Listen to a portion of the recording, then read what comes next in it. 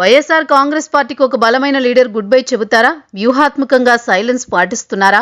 అధినేత వైఖరి నచ్చడం లేదా? లేదంటే కూటమి ప్రభుత్వం దూకుడు కారణమా? పొలిటికల్ వర్గాల్లో ఇదే చర్చ నడుస్తోంది. ఇందుకీ ఎవరో నేత అంటే చిత్తూరు జిల్లాకు చెందిన పెద్దిరెడ్డి రామచంద్రారెడ్డి. వైసీపీలో బలమైన నేతగా ఉన్నారు పెద్దిరెడ్డి. మొన్నటి కూటమి ప్రభంజనాన్ని కూడా తట్టుకున్నారు. తాను ఒక్కడిని గెలవడమే కాదు, తన సోదరుడు తంబళ్లపల్లె నుంచి ద్వారకానాథ్ రెడ్డిని, అలాగే కుమారుడు పెద్దిరెడ్డి మిథున్ రెడ్డి రాజంపేట ఎంపీగా గెలిపించారు.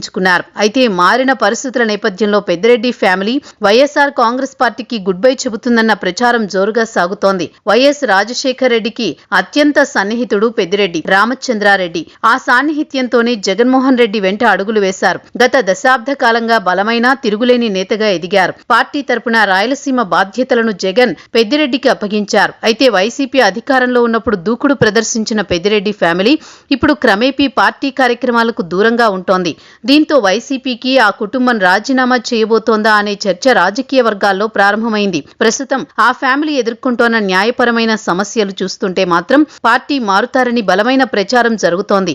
ఎన్నికల ఫలితాలు వచ్చిన తర్వాత పెద్దిరెడ్డి ఫ్యామిలీతో పాటు వారి అనుచరులు వ్యాపారాలకు దూరంగా ఇబ్బందులు ఎదురయ్యాయి. గతంలో పెద్దిరెడ్డి మాటే శాసనమన్నట్టుండేది. ఇప్పుడు కానీ సీన్ పూర్తిగా మారిపోయింది. మద్యం కుంభకోణంలో పెద్దిరెడ్డి మిథున్ రెడ్డి అరెస్ట్ అయ్యారు. రాజమండ్రి సెంట్రల్ జైల్లో సుదీర్ఘకాలం రిమాండ్ ఖైదీగా ఉండిపోయారు. అటు తర్వాత పెద్దిరెడ్డిపై సైతం అనేక కేసులు తెరపైకొచ్చాయి. ఈ పరిస్థితుల్లో దూకుడు కంటే మౌనం పాటించడమే మేలన్న నిర్ణయానికి పెద్దిరెడ్డి ఫ్యామిలీ వచ్చినట్టు తెలుస్తోంది. అయితే చివరకు వైఎస్ఆర్ కాంగ్రెస్ పార్టీ నాయకత్వం పిలుపు ఇచ్చిన కార్యక్రమాలకు సైతం నిర్వహించలేని పరిస్థితి ఆ ఫ్యామిలీది. పార్టీ కార్యకలాపాలకు దూరంగా ఉండడంతో జగన్ సైతం ప్రత్యామ్నాయ నాయకత్వాన్ని వెతుక్కుంటున్నట్లు సమాచారం.